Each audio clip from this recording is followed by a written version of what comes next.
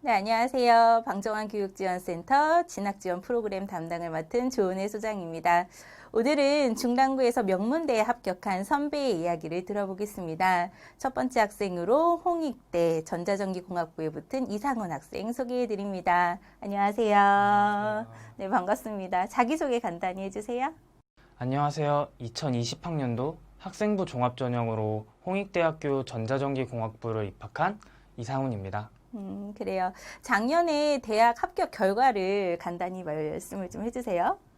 저는 홍익대학교, 세종대학교, 국민대학교를 전자전기공학부로 지원하여 학생부 종합전형으로 합격을 하였고요.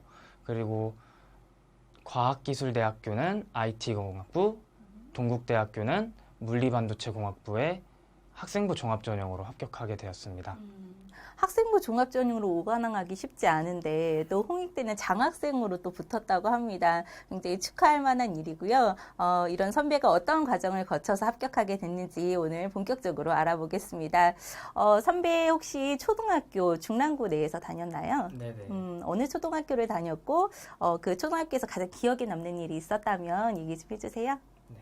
저는 서울 중북초등학교를 졸업을 했는데요.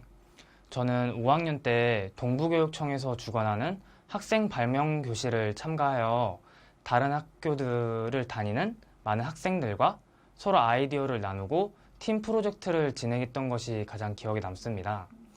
과학과 관련된 의미 있는 이 경험이 저의 대학교 학과 선택과 진로에 큰 영향을 준 것이 아닌가 싶습니다.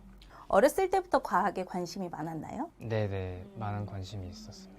굉장히 좋은 경험이었을 것 같습니다. 그러면 선배의 중학교의 생활은 어땠나요? 저는 원묵중학교를 다녔습니다.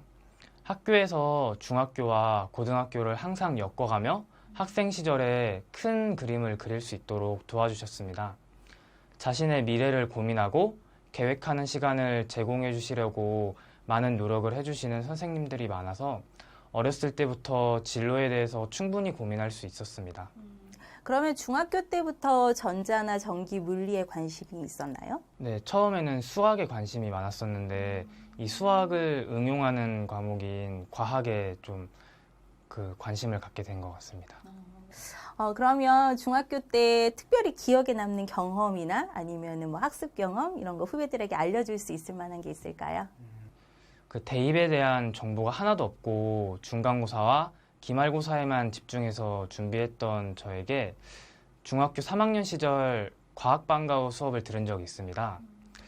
고등학교에서 중학교로 넘어오던 그 선생님께서 진행하셨던 과학 수업이셨는데 중학교와 고등학교의 차이점 그리고 공통점과 고등학교를 넘어가는 겨울방학에 해두면 좋을 공부 내용이나 대략적인 고등학교 생활을 설명해 주셨던 것이 기억에 남습니다. 중학교에서 고등학교로 올라가는 그 겨울방학 기간을 말씀을 하셨는데 우리 후배들이 그 기간 동안 뭘 준비하면 가장 좋을까요? 저는 이 중학교에서 고등학교로 넘어가기 전 시점, 이 시점이 지금까지의 이해가 안 됐거나 아니면은 부족한 개념을 가장 부담 없이 정리할 수 있는 마지막 시기라고 생각을 했습니다. 또한 약간의 선행학습은 수업 내용을 고등학교에 들어가서 더욱 깊게 이해할 수 있고 잘 따라갈 수 있기 때문에 중학생의 마지막 방학을 이렇게 잘 활용하는 것이 중요하다고 생각합니다. 그렇다면 고등학교 선택에 대해서 얘기를 안 할 수가 없을 것 같은데 고등학교 선택은 어떻게 결정하게 되었는지 알려줄 수 있을까요? 저는 원목고등학교를 다니게 되었는데요. 중학교 때 특목고 지원에 대해서 잘 알지 못했던 저는 인문계 고등학교 세 곳을 고민하게 되었습니다. 저는 고민을 할 때 가장 중점적으로 두고 고민했던 것은 바로 학교의 분위기였는데요.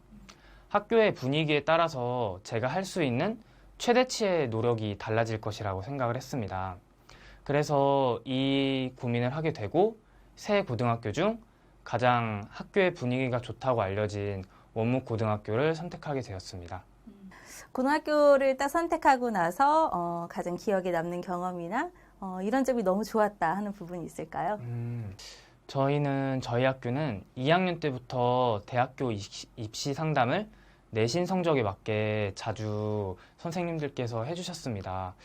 담임 선생님들에 따라서 차이가 있겠지만 2학년 마지막에는 자기소개서 준비와 모의고사 준비와 관련된 상담을 부담 없이 신청할 수 있었습니다. 그리고 공부에 대한 현실성 있는 조언과 최선의 방법을 찾아주려고 노력해 주시는 선생님들이 많이 계셨습니다. 마지막으로 국어와 수학 방과후가 체계적으로 잘 짜여져 있어서 수능을 준비하기 전에 기초가 될 만한 내용을 많이 배워갈 수 있었습니다. 그러면 우리 원목고등학교를 다니는 후배들 또는 선택을 고민하고 있는 후배들에게 원목고등학교에서 이것만은 꼭 해야 한다 이런 경험이나 활동이 있다면 추천을 좀 해주세요. 저희 고등학교는 다양한 자율동아리 활동을 직접 할 수 있습니다. 자신의 진로와 관련된 동아리를 직접 만들고 활동을 하면 자신의 진로를 더 깊게 이해하거나 아니면 자신이 이 진로와 적합한지에 대해서 고민할 수 있는 시간을 가질 수 있습니다. 또한 수업 시간에 생겼던 궁금한 점이나 심한 내용을 스스로 친구들과 함께 아니면 혼자서 보고서를 작성해서 과목 선생님께 제출을 하면 자신이 한 활동을 정말 상세하게 세부 능력 특기사항란에 적어주시는 선생님들이 많아 학생 기록부를 풍부하게 만드는 데 매우 큰 도움이 됩니다. 마지막으로 가장 추천하고 싶은 거는 선생님과의 잦은 소통 또는 상담을 추천하고 싶습니다. 고등학교는 자신이 하는 만큼 얻어갈 수 있는 곳인 만큼 다양한 정보를 얻으려고 노력하시면 내신 공부와 함께 잘 챙기시면 좋은 결과가 있을 거라고 생각됩니다. 고등학교 다니면서 이것만은 진짜 열심히 했다. 그리고 이 열심히 한 게 대학에 정말 대입을 하는데 정말 도움이 되더라 하는 활동이 혹시 있었을까요? 네, 저는 전자전기공학부를 지원을 했는데요. 제가 1학년, 2학년 모두 영상제작반이라는 동아리 활동을 했습니다. 영상제작 동아리가 비록 전자전기공학부와는 연관이 없어 보이지만 편집 과정 또는 촬영 과정에서 빛의 굴절 또는 파동의 회절 이런 것을 이용하여 편집하는 것을 자기소개서에서 표현함으로써 그 학생부 종합전형에 이목을 끌 수 있는 좋은 경험이 되었던 것 같습니다. 고등학교 내신 이야기해 줄 수 있을까요? 네, 고등학교 1학년 때는 2.8, 2학년 때는 2.2, 3학년 때는 2.4, 총 내신은 2.4로 마무리되었습니다. 내신 공부를 하면서 가장 어려웠던 점 있을까요? 가장 어려웠던 점은 저에게 있어서 국어와 영어 부분이었는데요. 국어는 언어 능력이 뛰어난 친구들을 어떻게 해야 이길 수 있을까를 고민을 하다가 가장 내신의 중요한 부분인 수업 시간에 선생님의 강조해 주시는 부분을 중점적으로 봤던 것 같습니다. 그리고 영어 실력이 다른 뛰어난 학생들에 비해서 낮았던 저는 영어 본문을 외움으로써 많은 서술형 문제들을 대비했던 것 같습니다. 원목고등학교에서 공부하거나 내신을 대비하는 친구들에게 이것만은 좀 중점적으로 해야 내신을 잘 딸 수 있다 하는 부분이 있을까요? 무엇보다도 체계적인 계획을 수립하는 게 제일 중요하다고 생각을 합니다. 시험 공부를 하기 전에 한 달 전부터 큰 그림을 그려놓고 세부적인 계획을 짜나가면은 좀 더 효율적인 공부를 짧은 시간 안에 할 수 있지 않을까라는 생각이 듭니다. 고등학교에서 대학을 가기 위해 지금 학종만 5관왕을 했어요. 가장 비중을 두고 대입을 준비했던 부분 무엇이 있을까요? 우선 가장 중요한 것은 역시 내신 점수인 것은 부정할 수 없는 사실인데요.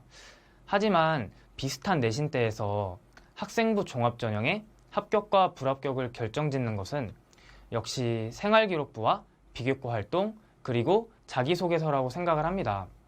저는 우선 수상기록을 늘리기 위해서 다양한 분야의 대회에 참가를 하였습니다. 다양한 분야의 대회 수상기록은 자기소개서를 작성할 때 자신만의 스토리를 만들기 수월하고 보다 이목을 끌 수 있는 좋은 도구가 될 수 있기 때문입니다. 그리고 이와 관련된 책들도 꼬박꼬박 읽었습니다. 2학년 겨울방학 때부터 자기소개서를 작성하고 수정해가면서 시행착오를 이미 겪다 보니 3학년 때에는 보다 완성도 높은 자기소개서를 남들에 비해 시간의 부담 없이 작성할 수 있었던 것 같습니다. 제가 상훈이 학생 기억나는 것 중에 이제 가장 기억에 남는 부분은 상훈이 학생이 자기소개서를 쓰면서 대학교 1학년 물리학 전공책을 같이 계속 읽더라고요. 그런 것도 대입이나 아니면 면접을 준비하는 부분에서 도움이 됐을까요? 제가 세부능력 특기 사항에 많은 보고서들을 작성을 했는데요. 보고서를 작성하면서 심화된 내용을 찾아보다 보니까 대학교에서 배우는 물리학이 필연적으로 필요하게 되더라고요. 그래서 전공책과 아니면은 다른 교수님들이 작성하신 책들을 보다 보니까 좀 더 자기 전공에 대해서 깊게 이해할 수 있게 되었고 이에 파생되는 개념까지 알 수 있게 되어서 면접과 자기소개서에도 좋은 도움이 되었던 것 같습니다. 고등학교 때 힘들었던 부분은 없었나요? 네, 고등학교를 올라오고 2학년을 올라갈 때 성적이 쉽게 오르지 않자 매우 고민을 많이 했습니다. 그래서 2학년을 올라가기 전에 방과 후 수업에서 스마트폰으로 낭비되는 시간이 얼마나 많은지에 대해서 알게 되었습니다. 시간 낭비가 저의 가장 큰 문제점이라는 것을 인식한 바로 그날 핸드폰을 바로 2G폰으로 바꾸고 나서 많은 자투리 시간을 사용할 수 있게 되었고 집중력 또한 높아져서 2학년 때 높은 폭의 성적 변화가 있게 되었습니다. 또한 공부 슬럼프가 왔을 때는 부정적인 생각을 하지 않도록 노력하고 하루 정도 일찍 자서 충분한 휴식을 취하려고 노력을 했습니다. 성적이 오르는 비법이 첫 번째로 핸드폰을 없애자. 두 번째는 일주일에 한 번이라도 충분한 휴식을 취하자. 이런 방법이네요. 맞나요? 그래요. 후배들에게 혹시 더 알려주고 싶은 자신만의 공부법 이런 게 있다면 좀 알려주세요. 저는 고등학교 3년 내내 저만의 공부 습관, 즉 루틴을 만들려고 노력을 해왔습니다. 항상 오전 12시에 자고 새벽 6시에 일어나서 학교에 7시 전에 등교하는 것이 저의 루틴이었습니다. 내신 공부법과 수능 공부법 모두 이 루틴은 효과적인 패턴이었는데요. 수업이 시작하기 전에 충분한 예습 시간 확보를 할 수 있었고 자습을 통해서 머리를 예열하기에도 좋았습니다. 또한 아침 시간에 시험을 보는 수능 국어 시험을 아침 일찍 일어나 문제를 풀어봄으로써 아침에 국어 질문 읽는 것에 익숙해질 수 있게 되었습니다. 또한 수학 공부법으로는 항상 시험 기간 한 달 전에는 스스로 예습을 통해서 예상되는 시험 범위의 개념을 다 끝낸 뒤 응용 문제를 풀기 시작하였습니다. 상대적으로 개념을 활용하는 것이 중요한 과목인 만큼 더욱 많은 시간을 투자해 준비했던 것 같습니다. 마지막으로 영어 공부법에는 본문을 외워야 하기 전에 본문에 익숙해지는 것이 가장 중요한 것 같습니다. 고등학교 3학년 때는 외워야 할 지문의 수가 매우 많아지기 때문에 등하교 시간에 본문 mp3 파일을 다운을 받아서 매일매일 지문을 들으면서 걸어 다녔습니다. 본문에 익숙해지니 본문을 외우는 시간도 매우 단축되어서 효율적인 공부 방법이라고 생각했습니다. 이 학생은 참고로 말씀드리자면 학종을 5관왕을 했지만 지금 국민대, 세종대, 동국대 다 포함해서 정시로도 충분히 갈 수 있을 만한 수능 성적을 받았습니다. 수능 성적 혹시 등급만 얘기해 줄 수 있을까요? 국어 2등급, 수학 1등급, 영어 2등급, 물리 2등급, 지구과학 3등급이었던 것 같습니다. 해서 이 등급대가 이제 등급만 얘기했지만 정시는 우리가 100분이 표준 점수로 가게 되는데요. 그 점수를 산출해 보면 동국대에도 충분히 갈 수 있는 학생이었기 때문에 내신과 또 수능의 조화가 굉장히 적절하게 잘 이루어진 학생이라고 볼 수 있겠습니다.